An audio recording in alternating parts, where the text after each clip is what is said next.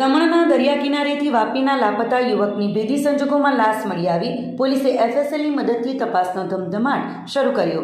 દમણના દરિયા કિનારે આજે લોકોએ એક વ્યક્તિની લાશ જોતા તાત્કાલિક પોલીસને જાણ કરી હતી, જેના પગલે પોલીસે ઘટના સ્થળે પહોંચી તપાસ કરતા યુવકના પેન્ટમાંથી મેરિલ કંપનીનું આઈડી કાર્ડ મળી આવ્યું હતું। આ કાર્ડના આધારે મૃતકની ઓળખ અંકિત કુમાર રમેશકુમાર ઠક્કર તરીકે થઈ છે, જેની ઉંમર 38 વર્ષ છે અને તે C405 શ્રીનાથજી રેસિડેન્સી મુક્તાનંદ માર્ગ ચલાનો રહેવાસી હોવાનું જાણવા મળ્યું છે। પ્રાપ્ત વિગતો મુજબ અંકિત ઠક્કર ગઈકાલે સાંજે 6:30 વાગ્યે વાપીની મેરિલ કંપનીમાંથી કોઈને કંઈ પણ કહ્યા વિના ગુમ થઈ ગયો હતો, જે અંગે વાપી ટાઉન પોલીસ મથકમાં તેની ગુમ થયાની ફરિયાદ નોંધાઈ હતી। હાલ તો પોલીસે લાશનો કબજો લઈ તેને એમ્બ્યુલન્સ મારફતે સરકારી હોસ્પિટલમાં પીએમ અર્થે મોકલી આપી છે અને એફએસએલની ટીમ સાથે મળીને યુવકના મોતનું સાચું કારણ જાણવા આગળ તપાસના ચક્રો ગતિમાન કર્યા છે।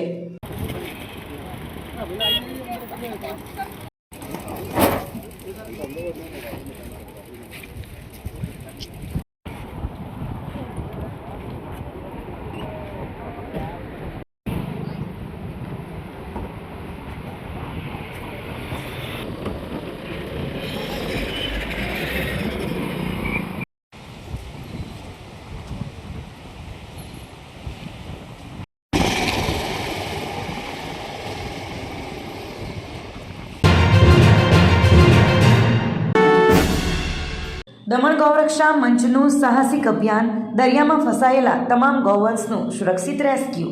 દમણ ગૌરક્ષા મંચ દ્વારા અત્યંત ત્વરિત અને સાહસિક કાર્યવાહી કરી દરિયામાં ફસાયેલા તમામ ગૌવંશને સહી સલામત રીતે બહાર કાઢીને જીવતદાન આપવામાં આવ્યું છે। દરિયામાં ગાયો ફસાઈ હોવાની માહિતી મળતા જ સંસ્થાની ટીમ તાત્કાલિક ઘટના સ્થળે પહોંચી ગઈ હતી અને ભારે જહેમત ઉઠાવીને સફળતાપૂર્વક રેસ્ક્યુ ઓપરેશન પાર પાડ્યું હતું। આ સરાહનીય બચાવ કાર્યમાં સહયોગ આપનાર તમામ લોકોનો ગૌરક્ષા મંચ દ્વારા હૃદયપૂર્વક આભાર વ્યક્ત કરવામાં આવ્યો છે। અત્રે ખાસ ઉલ્લેખનીય છે કે ગત મહિને પણ જંપુર બીચ પર પૂરના કારણે અનેક ગાયો દરિયા કિનારે પહોંચી ગઈ હતી, જેમાંથી ઘણી ગાયોના કરુણ મોત થયા હતા। તેવા સમયે પણ આ જ ટીમ દ્વારા દરિયામાં ભારે જોખમ ખેડીને ગાયોના મૃતદેહ કિનારે લાવી તેમની વિધિવત રીતે દફનવિધિ કરવામાં આવી હતી। ગૌ સેવા એ જ માનવ સેવા છે તેવા ઉમદા વિચાર સાથે દમણ ગૌરક્ષા મંચ હંમેશા ગૌવંશની સુરક્ષા, સેવા અને સંરક્ષણ માટે નિરંતર કાર્યરત અને તત્પર રહે છે।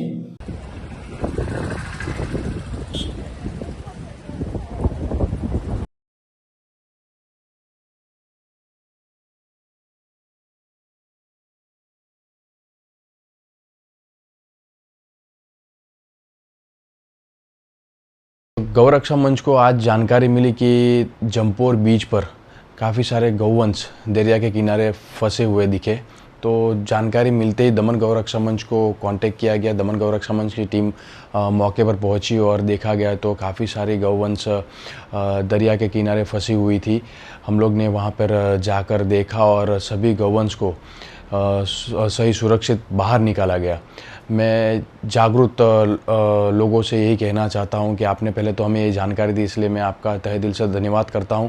दमन गौरक्षा मंच की ओर से आपका धन्यवाद करता हूं और जिन्होंने यह कार्य किया उनका भी धन्यवाद करता हूं और ऐसे ही जागरूकता बनाए रखिएगा ताकि दमन गौरक्षा मंच तक ऐसा संदेशा पहुँचे और हम तात्कालिक गौ सेवा करने में तात्कालिक हम जगह पर पहुँचे और ऐसी सेवा कर सकें। ગોઈમા ગામે આઈસર ટેમ્પો અને યામાહા એફઝેડ વચ્ચે ગમખ્વાર અકસ્માત, 20 વર્ષીય યુવકનું કરુણ મોત। પાડી તાલુકાના ગોઈમા ગામે જલારામ મંદિર નજીક પરિયાથી નાના પોંઢા તરફ જતા રોડ પર આઈસર ટેમ્પા અને યામાહા એફઝેડ બાઇક વચ્ચે સર્જાયેલા ગમખ્વાર અકસ્માતમાં 20 વર્ષીય યુવકનું કમકમાટી ભર્યું મોત નીપજ્યું છે। પ્રાપ્ત વિગતો અનુસાર 26 ઓગસ્ટ 2026ના રોજ સવારે 8:45 વાગ્યાના અરસામાં મનોજ ધવડુભાઈ કડાડી પોતાની Yamaha FZ motorcycle number JJ15 EK 8433 લઈને પસાર થઈ રહ્યો હતો। તે દરમિયાન પૂર ઝડપે અને ગફલતભરી રીતે ધસી આવેલા આઈસર ટેમ્પો નંબર JJ21Y3364ના ચાલકે તેને અડફેટે લેતા આ ગોઝારો અકસ્માત સર્જાયો હતો। આ દુર્ઘટનામાં મનોજને માથાના ભાગે તેમજ શરીરના અન્ય હિસ્સાઓમાં અત્યંત ગંભીર ઈજાઓ પહોંચતા તેને તાત્કાલિક 108 એમ્બ્યુલન્સ મારફતે રોહિણા સરકારી હોસ્પિટલ ખાતે સારવાર અર્થે ખસેડવામાં આવ્યો હતો, પરંતુ સવારે 9:30 વાગ્યે ફરજ પરના તબીબે તેને મૃત જાહેર કરતા પરિવારજનોમાં ભારે આક્રંદ છવાઈ ગયો હતો. અકસ્માતની જાણ થતાં જ મૃતકના પરિવારજનો તેમજ ગ્રામજનો મોટી સંખ્યામાં ઘટના સ્થળે દોડી આવ્યા હતા, જ્યાંથી અકસ્માતગ્રસ્ત બંને વાહનો મળી આવ્યા હતા. આ જીવલેણ અકસ્માત સર્જનાર ટેમ્પા ચાલકની ઓળખ નવસારી જિલ્લાના ખેરગામ તાલુકાના નારણપુર ગામના ઝઘડિયા ફળિયામાં રહેતા 30 વર્ષીય દિવ્યેશકુમાર રામુભાઈ પટેલ તરીકે થયું છે. સમગ્ર મામલે મૃતકના પિતા ધવડુભાઈ દેવરાભાઈ કડાડીએ પારડી પોલીસ મથકમાં બેફામ ડ્રાઇવિંગ કરનાર ટેમ્પા ચાલક વિરુદ્ધ કાયદેસરની ફરિયાદ નોંધાવી છે, જેના આધારે પોલીસે ગુનો દાખલ કરી આગળની સઘન તપાસનો ધમધમાટ શરૂ કર્યો છે. દમણ, દીવ અને દાદરાનગર હવેલીમાં પ્રફુલ્લ પટેલના નેતૃત્વ હેઠળ વિકાસ યાત્રાના 10 વર્ષ પૂર્ણ થવાની ભવ્ય ઉજવણી અંતર્ગત ગેલવાડ સરપંચ હિતાક્ષી પટેલ દ્વારા ડાબેલી સુભાષચંદ્ર બોઝ સ્કૂલમાં 700થી વધુ વિદ્યાર્થીઓને તિથિભોજન પીરસાયું. સંઘ પ્રદેશ દમણ, દીવ અને દાદરાનગર હવેલી પ્રશાસક પ્રફુલ્લ પટેલના નેતૃત્વમાં પ્રદેશમાં વિકાસના 10 વર્ષ સફળતાપૂર્વક પૂર્ણ થયા છે અને સાથે જ તેમના જન્મદિવસના વિશેષ અવસરને ધ્યાનમાં રાખીને સમગ્ર દમણમાં જનપ્રતિનિધિઓ દ્વારા વિવિધ સેવાકીય પ્રવૃત્તિઓ કરવામાં આવી રહ્યું છે.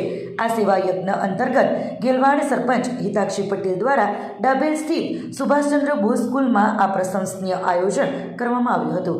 આ પ્રસંગે હિતાક્ષી પટેલે જણાવ્યું હતું કે પ્રફુલ્લ પટેલના માર્ગદર્શન હેઠળ પ્રદેશમાં જે બેમિસાલ કાર્યો થયા છે તેની ઉજવણીના ભાગરૂપે આ તિથિભોજન રાખવામાં આવ્યું છે. આ કાર્યક્રમ અંતર્ગત સ્કૂલના નાના ભૂલકાઓથી લઈને મોટા બાળકો એમ કુલ 700થી વધુ વિદ્યાર્થીઓને પ્રેમપૂર્વક તિથિભોજન જમાડવામાં આવ્યા હતા. ભોજનમાં વિદ્યાર્થીઓને વિવિધ પ્રકારની મીઠાઈ, દાળ, ભાત અને ફળ સહિતનું સ્વાદિષ્ટ જમણ પીરસવામાં આવ્યું હતું. આ પ્રસંગે હિતાક્ષી પટેલે પણ જાતે બાળકો સાથે બેસીને તેમને આગ્રહપૂર્વક ભોજન પીરસ્યું હતું.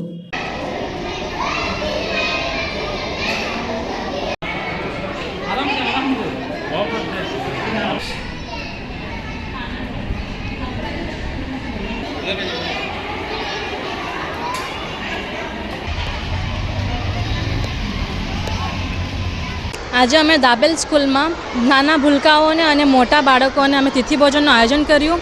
એ આયોજન અમે પ્રશાસક શ્રી પ્રફુલ્લભાઈ પટેલજીના જન્મદિવસના શુભ અવસર પર કર્યું અને સાથે જ 10 સાલ બેમિસાલ જે કાર્ય થયા છે પ્રશાસક શ્રી પ્રફુલ્લભાઈ સરના નેતૃત્વમાં એ માટે અમે અહીંયા તિથિભોજનનું આયોજન કર્યું. આજે અમે 700થી ઉપર બાળકોને તિથિભોજનનું આયોજન કરવામાં આવ્યું. ડાભેલ ગ્રામ પંચાયતના નવા ભવનનું ભવ્ય લોકાર્પણ અને પ્રફુલ્લ પટેલના જન્મદિવસની શાનદાર ઉજવણી કરાઈ. 27 ઓગસ્ટ 2026ના રોજ ડાભેલમાં અદ્યતન સુવિધાઓથી સજ્જ નવા પંચાયત ભવનનું શાસ્ત્રોક્ત વિધિવિધાન અને મંત્રોચ્ચાર સાથે રિબિન કાપીને ભવ્ય ઉદ્ઘાટન કરવામાં આવ્યું છે. આ પ્રસંગે સરપંચ હેમાક્ષી પટેલે જણાવ્યું હતું કે પ્રશાસન દ્વારા આ નવીન પંચાયત ઓફિસનું બાંધકામ અને ફર્નિચર અત્યંત આધુનિક બનાવવામાં આવ્યું છે, જેના થકી આગામી દિવસોમાં ગ્રામજનોને વધુ સારી, ઝડપી અને સુવિધાજનક સેવાઓ મળી રહેશે તેમજ ગામના વિકાસને એક નવી ગતિ મળશે. આ લોકાર્પણ કાર્યક્રમની સાથોસાથ એક વિશેષ ઉજવણી પણ કરવામાં આવી હતી, જેમાં 28 ઓગસ્ટના રોજ આવતા પ્રશાસક પ્રફુલ્લભાઈ પટેલના જન્મદિવસ નિમિત્તે ઉપસ્થિત તમામ આગેવાનો અને મહાનુભાવો દ્વારા કેક કાપીને પ્રફુલ્લ પટેલના જન્મદિવસની હર્ષોલ્લાસ સાથે શાનદાર ઉજવણી કરવામાં આવી હતી અને પંચાયતની સમગ્ર ટીમ દ્વારા પ્રશાસક અને પ્રશાસનનો આ સુંદર ભવનની ભેટ આપવા બદલ આભાર વ્યક્ત કરવામાં આવ્યો હતો. નવી ગ્રામ પંચાયત કચેરીના ઉદ્ઘાટન પ્રસંગે ડાભેલ ગ્રામ પંચાયતના સરપંચ હેમાક્ષી પટેલ, ડેપ્યુટી સરપંચ શૈલેષ પટેલ, જિલ્લા પંચાયત સભ્ય તોરલ પટેલ અને કનુ પટેલ સહિત અનેક સ્થાનિક આગેવાનો, ગ્રામજનો તથા મહાનુભાવો વિશેષ ઉપસ્થિત રહ્યા હતા.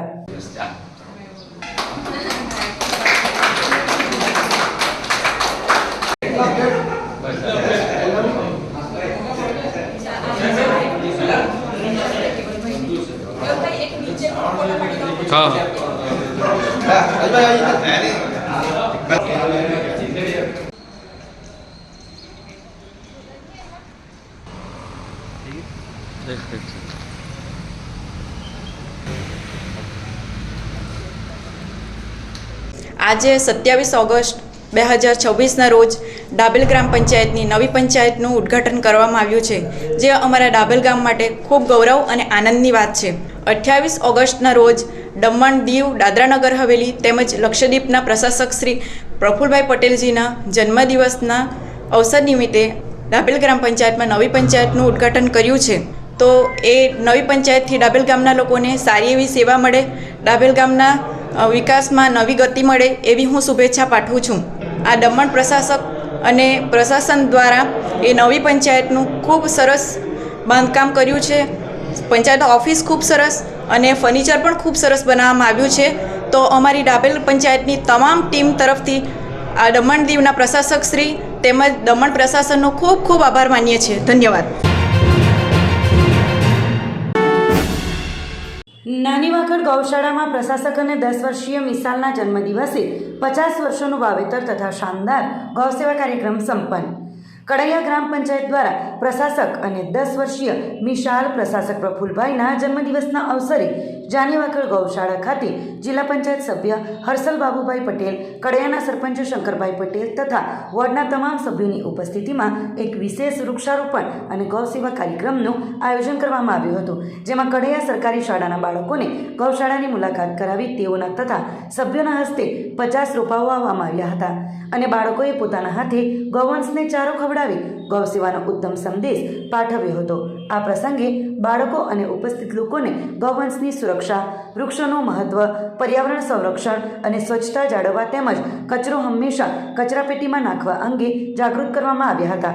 જિલ્લા પંચાયત દમણના સભ્ય અને કારોબારી સમિતિ DPDના અધ્યક્ષ હર્ષલ બાબુભાઈ પટેલે જણાવ્યું હતું કે રસ્તાઓ અને આસપાસ ફેંકવામાં આવતી પ્લાસ્ટિકની થેલીઓને ગૌવંશ ઘણીવાર ખોરાક સમજીને ખાઈ લે છે, જેનાથી તેમના સ્વાસ્થ્યને ગંભીર નુકસાન થાય છે. તેથી તમામ નાગરિકોએ પ્લાસ્ટિક અને અન્ય કચરો ખુલ્લામાં ન ફેંકતા કચરાપેટીમાં જ નાખવો જોઈએ. કાર્યક્રમના અંતે તમામ ઉપસ્થિત જનપ્રતિનિધિઓએ વધુમાં વધુ વૃક્ષો વાવી તેની નિયમિત દેખભાળ કરવાનો સંકલ્પ લીધો હતો અને મિશાલ પ્રશાસક પ્રફુલભાઈને જન્મદિવસની શુભેચ્છાઓ પાઠવી સ્વચ્છ પર્યાવરણ તથા સુરક્ષિત ગૌવંશ એ સૌની સામૂહિક જવાબદારી હોવાનો શક્તિશાળી સંદેશ સમાજને આપ્યો હતો.